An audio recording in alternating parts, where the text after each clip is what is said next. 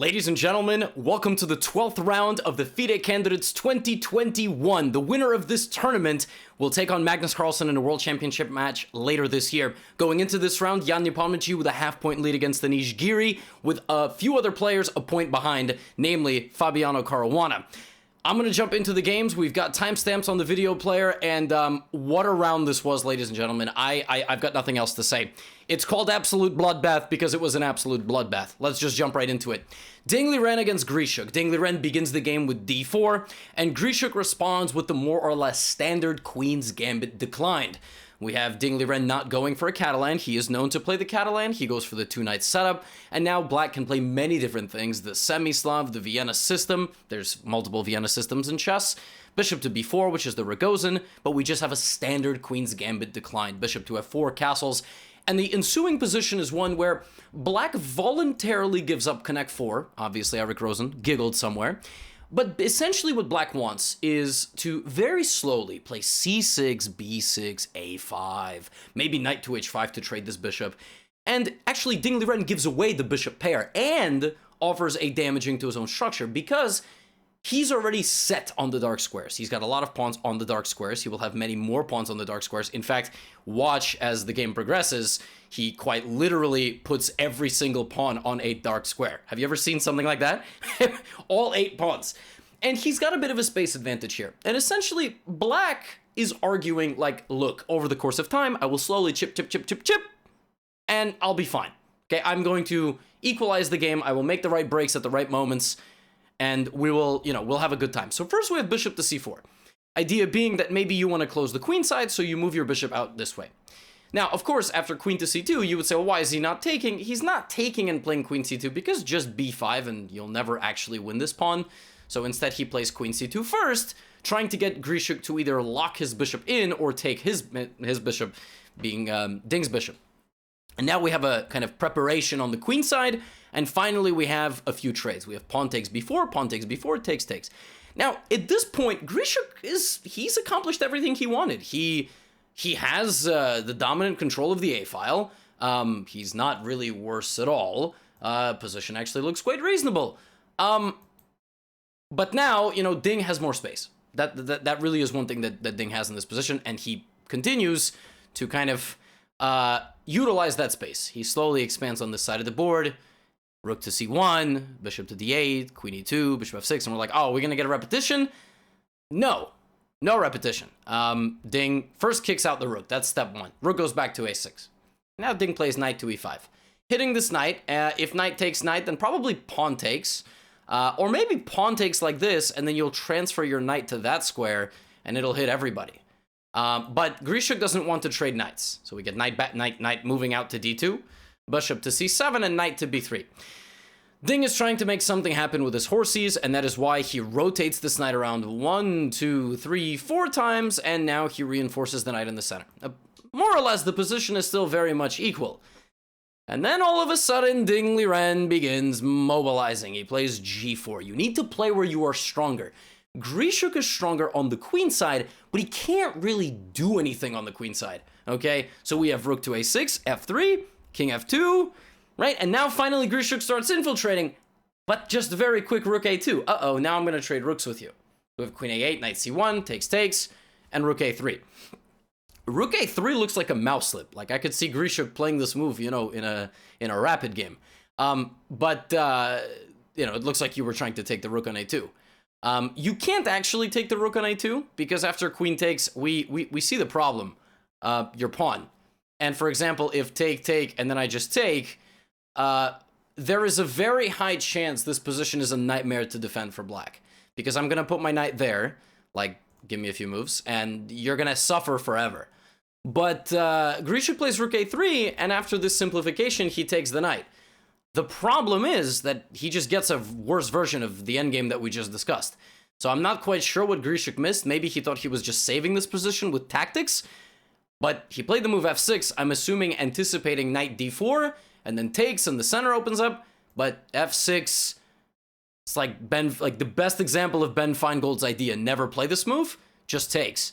And there's no way to defend, literally. I'm not exactly sure what Grischuk overlooked. I'm sure he talked about it in a press conference, but just knight to d4 and, you know, the game is over. So he plays e5, takes e4 and queen c3, and he resigns. So, as an appetizer, I serve you this very peculiar game, where 38 moves in, we have 0.00, and on move 45, we have resignation. So, just a misunderstanding of when, you know, of how the position will transform. Bishop takes e5, just, I mean, running headfirst into a wall and not wearing a helmet. Not that I recommend that activity either way. But Liren wins, and that's the first win of the day. Second game of the day, we got MVL, we got Kirill Alekseenko, we have e4, and Alekseenko plays the move c6. Now, MVL is 1.5 points back of first place at this point because of his loss yesterday to Grischuk. He's got to win every game. So against the Caruana, he plays the fantasy. I have a video on the fantasy. I'm sure MVL's seen it. That's why he went for this. And this is one of the main lines. Bishop to g4, c3. But knight f6 is a move that I've never seen in my life. In this position, I usually play like knight d7 and move my bishop back to guard f7. But, okay, he plays knight f6, and MVL doesn't really wait very long. He just transforms the position immediately. He takes on e5, forces this capture, takes, and the thing about this position, like after knight d2 and long castle, white is just better. Like, there is no argument that white is just better here. Why is white better? Two bishops, more control in the center. At any moment, you can shove this pawn down your opponent's throat, opening up the position. Even with the trade of queens, you have more space, all your pieces are more active. So I'm not really sure what kind of an opening experiment we were looking for here, but MVL just has an unquestionably better position, like 7 moves into the game. But okay, let's play chess, right? Just because one side is better doesn't mean we stop the game. Knight c4, takes, b5, and, you know, this position is miserable for black. Why? Because black is less developed, has way more overextension. Like, these pawns are just weaknesses in the long run. And the difficulty is you can't put your king anywhere. You say, well, why is he just not castling? Because then I'm going to go e5. That's what I said, that central pawn presence. And next I'm going to go rook d7. Chess is all about progress. I mean, frankly, all of society is all about progress. You should all also be focused on progress on yourselves. But chess is all about progress. We need to make a way to make progress. So Alekseenko here says, boop, I'm sacrificing a pawn. You know, MVL's not a genius for finding this. It was offered up to him, but essentially he's looking for this endgame and he's saying, I'm gonna hold this. I'm down a pawn, but that's okay. The problem is it's very much not okay, and MVL begins the expansion process, looking for progress. In endgames like this, because you have same color bishop, you need to focus on where your pawn majority is the strongest, you need to control one of the only open files with your rook, and you need to negate the counterplay of your opponent, whether that is with a rook, a bishop, or pawns. You listening? Class is in session. Rook to d8, king e2, and king f3, rook d8.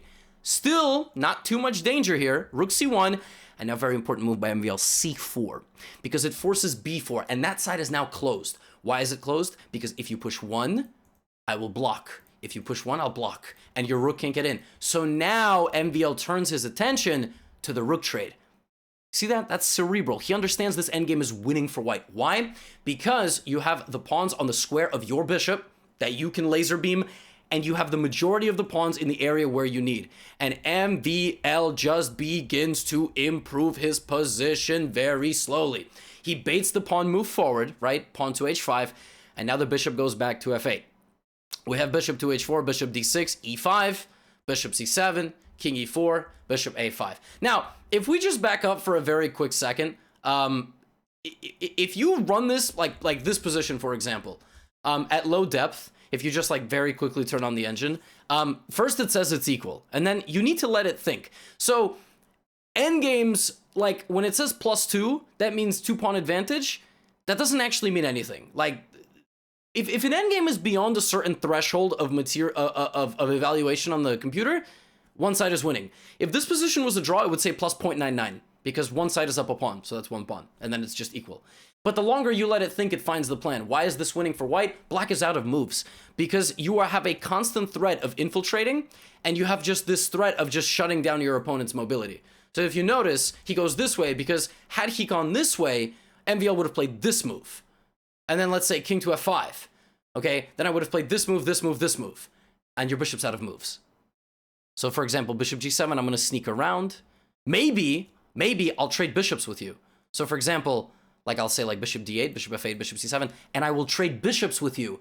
Because even at the cost of one pawn, I have f5 at a certain moment, and that might win me the game on its own. Or for example, h3 might be more important, and then h4, and black has to give way to either the king or the pawn. Something so subtle, but that's why it's winning. And for that reason, bishop c7, and in this position, Kirill Alekseenko just resigned. Beautiful game by MVL, a bit of a peculiar game, admittedly, from Alekseenko. I didn't quite understand what was going on in this game, but like the opening was a bit strange, and it seemed like he just... But hey, MVL's very much up to par. There's all these conversations about this and that, and his form, and blah, blah, blah, blah, blah. Well, MVL just wins, and I mean, he beats a very strong 2700 rated player, makes him look like, you know, this is like amateur hour, so... MVL's just a beast, okay? I don't know if you stop believing in that man, but now we move on to the co-main event of the evening. With the white pieces, we have Fabiano Caruana. With the black pieces, Anish Giri. Ladies and gentlemen, these two are decided by half a point in the standings. Second place, Anish Giri. Third place, Fabiano Caruana. It's a big game.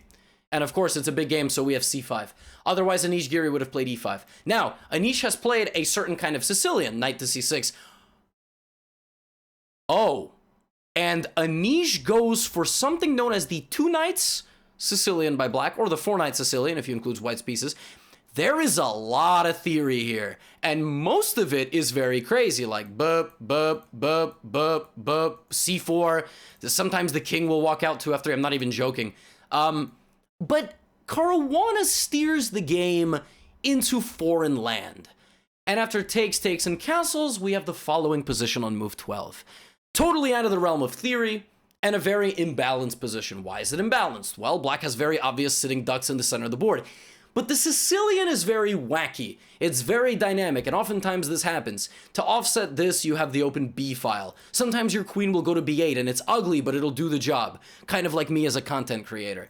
And then, furthermore, black will do things like this. Knight D7. It looks like this pawn is hanging. It's very much not hanging, because again, there is this check, which will win back the b2 pawn, and the queen getting in here is significantly worse.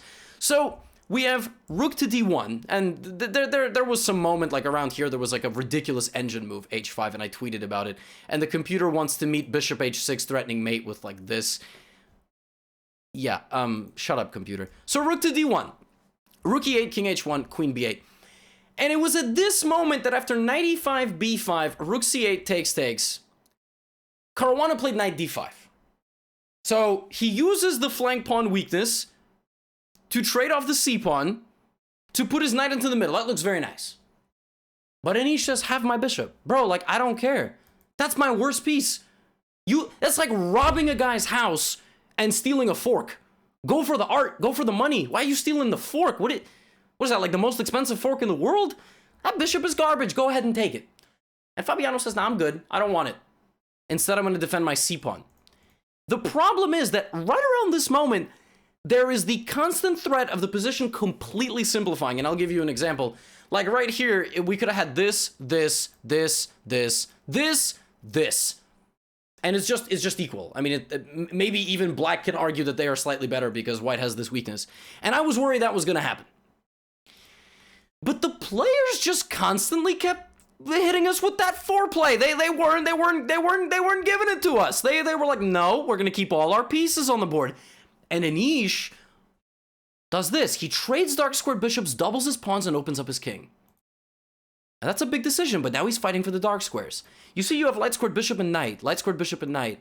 So the dark squares are very much a gamble. The bishops can't fight for them. Dark squares are up for grabs. Anish starts creating a structure where he's fighting for the dark squares, and he makes the biggest move to fight on the dark squares with this trade. He trades the bishop for the knight. Now white has no pieces that fight on the dark squares, and Anish Giri plays knight to f4, and he says, I have arrived, ladies and gentlemen, and I am here to win the damn candidates and challenge Magnus Carlsen. I'm gonna beat him too. Queen f2, rook c7. Every single important piece in the Anish Giri camp is on a dark square. I pointed this out for a reason, and I hope you were paying attention. So we have rook to d4. And the problem is that his rooks and knight are so strong.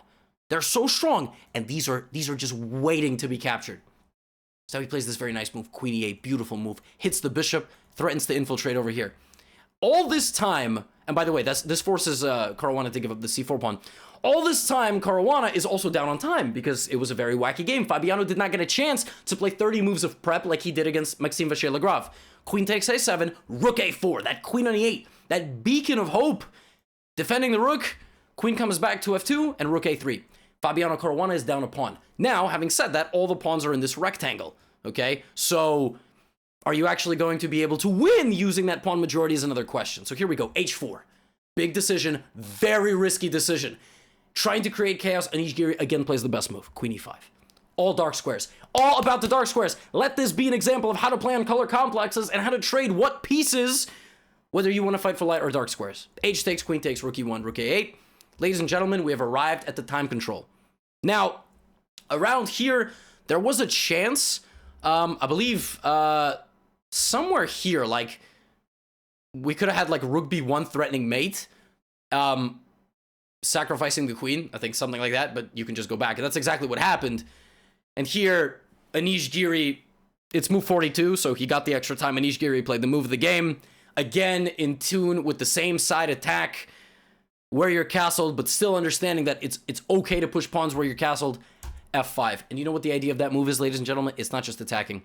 It's that you need to get the rook to attack this king. Opposite corners of the board, and to do that, sometimes a necessary weakening of your position must be made. Ladies and gentlemen, drum roll, please. King f7. The rook is coming to h8. All of white's pieces are not in time. Every square is accounted for, the only square on which you can be attacked. And it was after rook e3, rook h8. And the final detonation, feel free to pause here and find the move for black that wins the game on the spot. I will take a sip of water. Knight takes g2. And Fabiano Caruana resigned. Because after queen takes e3, he's simply lost. This bishop did not play a role in this game at all. That knight was the hero.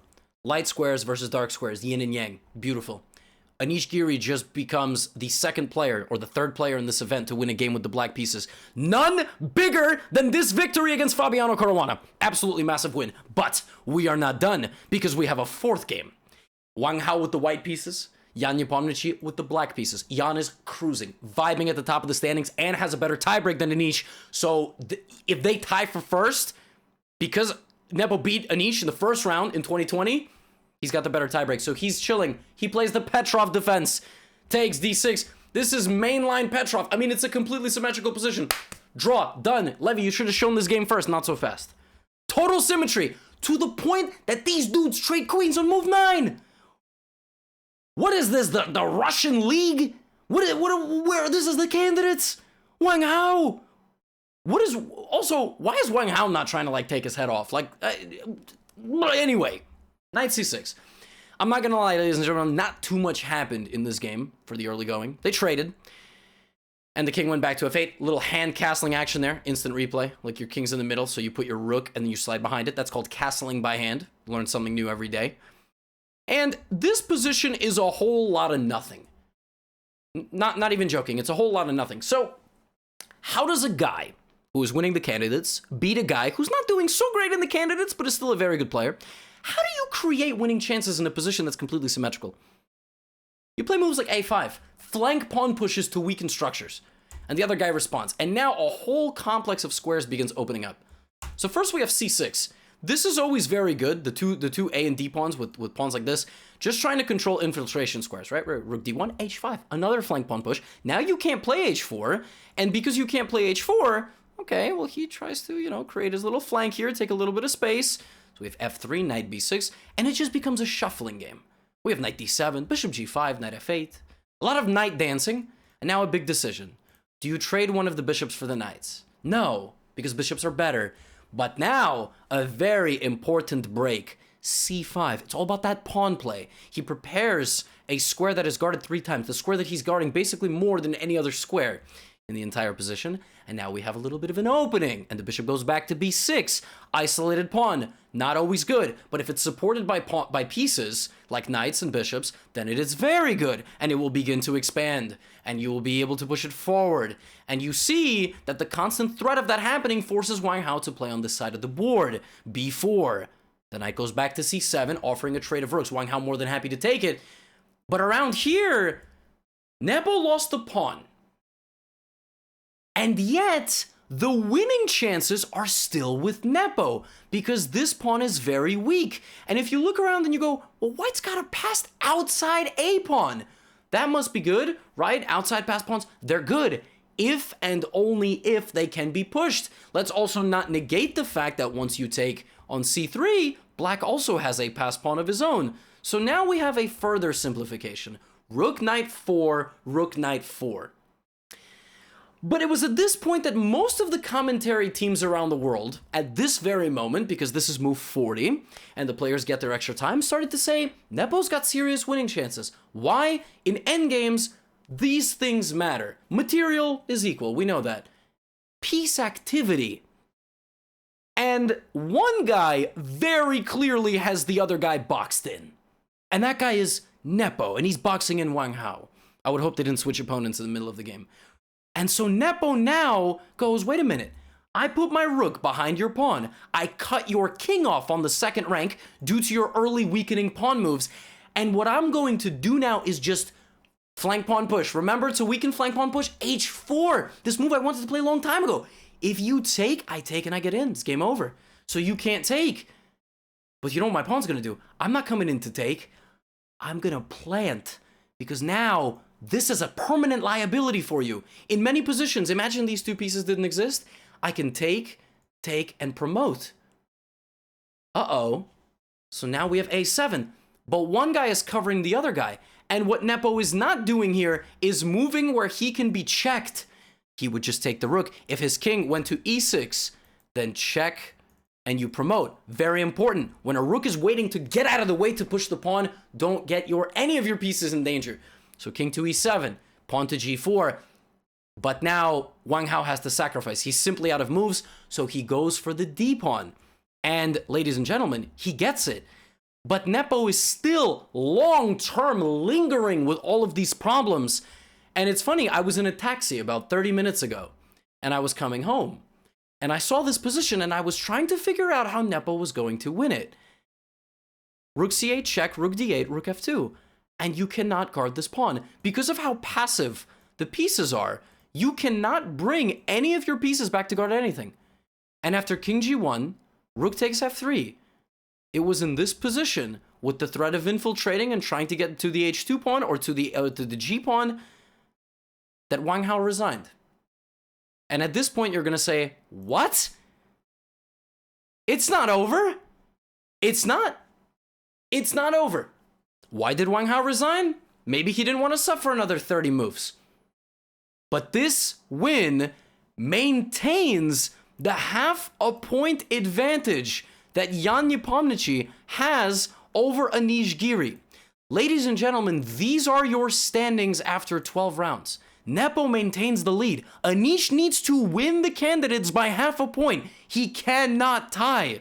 So this is a massive resignation from Wang Hao. Maybe he would have lost, but that means 4 decisive games in this 12th round. What? And Nepo and Anish winning with the black pieces. What? Something that has not happened in the entire second half of the tournament. Rounds 8, 9, 10, 11, 12. Oh my goodness. Oh my goodness. And we still have Nepo versus MVL. That's coming up in the final round. But we have 2 rounds to go. What a day. If you've made it this far in the video, as always, I love you very much. Thank you so much for your continued support. Do remember, I have courses and they are on sale for 33% off until the end of the candidates, which will be on Tuesday. And that's it. What an event. What a day. And it's going to be a cracking final 2 rounds.